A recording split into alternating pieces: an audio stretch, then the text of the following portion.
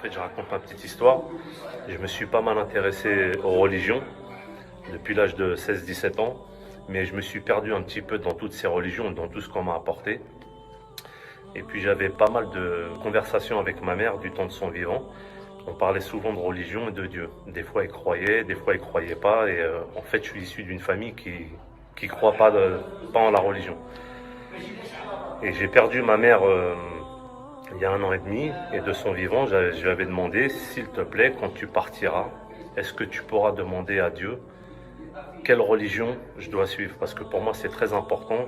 J'ai besoin d'une religion. Je lui avais demandé, peu importe la religion, si c'est le judaïsme, le christianisme, l'islam ou l'hindouisme, mais je veux une réponse de Dieu. Je veux un message frappant et personnel.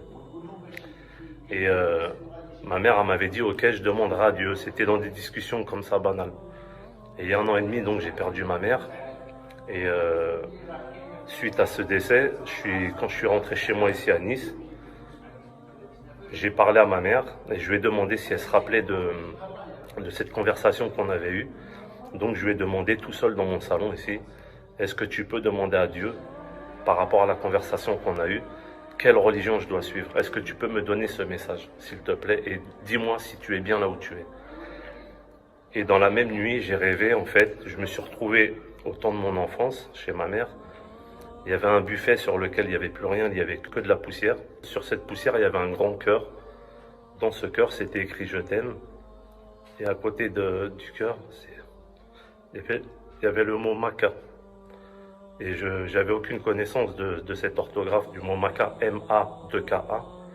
Donc ce que j'ai fait, j'ai enregistré en texto ce mot. Et le lendemain, j'ai regardé sur Google et je suis tombé sur la Mecque.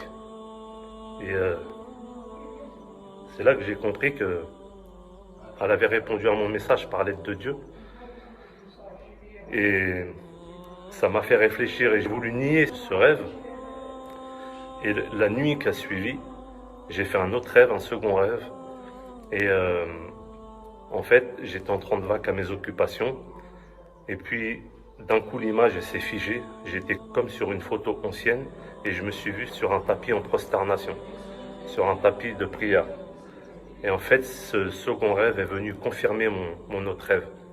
Et c'est là que j'ai compris qu'il fallait que je m'intéresse à l'islam, que le mot Maca et que cette photo sur un tapis de prière n'était pas anodin. Donc de là, suite à ça, j'en ai parlé un petit peu à mon entourage. Et il y a eu aussi un autre événement, c'est que mon fils me disait que des fois les scientifiques disent qu'on ne peut pas rêver de quelque chose qu'on n'a jamais vu. Donc moi, je lui donnais mes arguments.